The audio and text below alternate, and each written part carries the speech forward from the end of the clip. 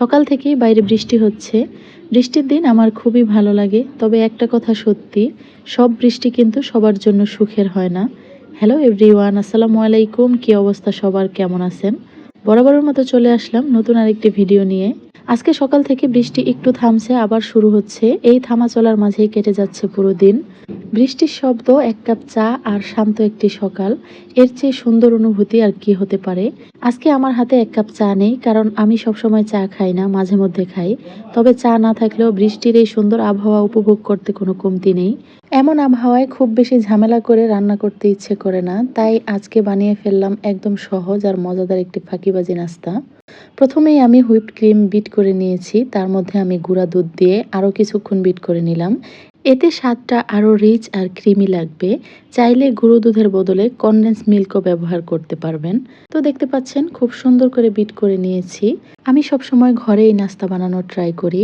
তবে যেদিন খুব তাড়াহুড়া থাকে বা অনেক কাজ থাকে, সেদিন আগের দিনই নাস্তা তৈরি করে রাখি। কখনো আবার একসঙ্গে কয়েকদিনের নাস্তা বানিয়ে ডিপ ফ্রিজে সংরক্ষণ করে রাখি। এতে সময়ও বাঁচে, আবার ব্যস্ত সকালেও খুব সহজে নাস্তা তৈরি করা যায়। আজকে যেহেতু ছুটির দিন ছিল, তাই সকালে অ্যালার্ম দিলেও আমার উঠতে মন চায়নি। একটু বেশি ঘুমিয়ে ফেলেছি। ছুটির দিনে এমন অলস একটা সকাল আমার বেশ ভালোই লাগে। তবে একটা মজার ব্যাপার হলো, যেদিন ভাবি আজকে কোনো কাজ করব না, সেদিন যেন কাজ আরও বেশি জমে যায়। তাই ভাবলাম আগে সবাইকে নিয়ে একটা সহজ নাস্তা বানিয়ে নেই, তারপর ধীরে ধীরে বাকি কাজগুলো গুছিয়ে নিব। এমন ছোট ছোট মুহূর্ত আর সহজ কিছু অভ্যাসই আমার প্রতিদিনের জীবনকে অনেক সহজ আর সুন্দর করে তোলে।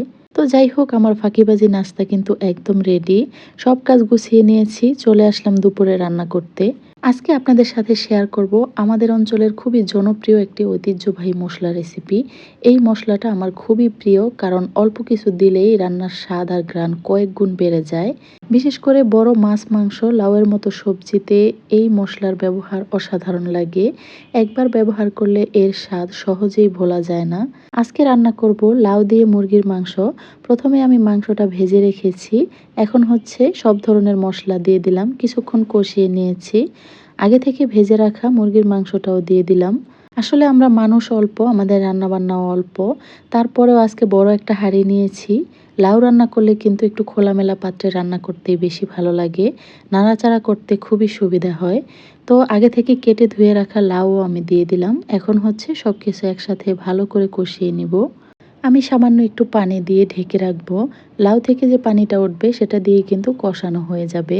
এদিকে আমি হচ্ছে লাউয়ের মশলাটা তৈরি করে নিচ্ছি। আমাদের অঞ্চলে এটাকে শাক বাটা বলা হয়। প্রথমে তেলের মধ্যে দিয়ে দিলাম পেঁয়াজ, রসুন কুচি আর কয়েকটা তেজপাতা।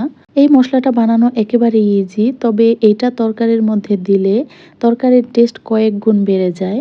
মাছ মাংসের মধ্যে যদিও এই মশলাটা খুব একটা ব্যবহার করা হয় না, তবে যখনই আমি লাউ রান্না করি তখনই এই মশলাটা দেওয়ার ট্রাই করি। আমার মা হচ্ছে এখনও এই মশলাটা দিয়েই তরকারি রান্না করে। এদিকে আমি হচ্ছে পরিমাণ মতো পানি দিয়ে দিলাম। নেড়ে ছেড়ে এখন হচ্ছে ঢেকে দিব লাউ সেদ্ধ হওয়ার জন্য। তো দেখতে পাচ্ছেন আমি একেবারে অল্প আঁচে পেঁয়াজ রসুনগুলো ভেজে নিচ্ছি।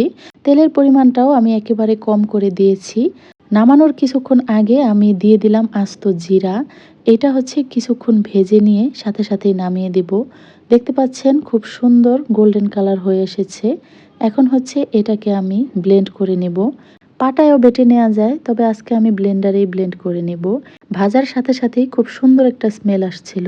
এদিকে বাইরে খুব সুন্দর গুড়ি গুড়ি বৃষ্টি হচ্ছে।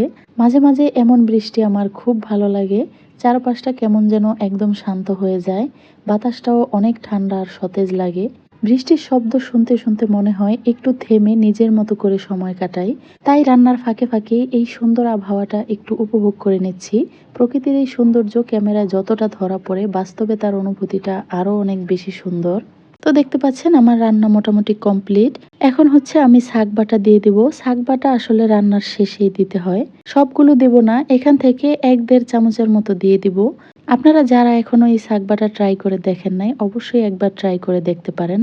তো ভালো মতো নেড়ে চেড়ে মিক্স করে দিলাম। এখন হচ্ছে দিয়ে দেব ধনিয়া পাতা, যেটা লাউয়ের মধ্যে না দিলেই না। তো আমার রান্না কমপ্লিট। আজকের রান্নাটা আপনাদের কাছে কেমন লাগলো অবশ্যই কমেন্টে জানাবেন। ভালো লাগলে ফ্রেন্ডস এন্ড ফ্যামিলির সাথে শেয়ার করতে নিশ্চয়ই ভুলবেন না। আর আমার চ্যানেলটা এখনো যদি কেউ সাবস্ক্রাইব করে না থাকেন, অবশ্যই সাবস্ক্রাইব করে দিবেন। সবাই ভালো থাকবেন। আল্লাহ হাফেজ।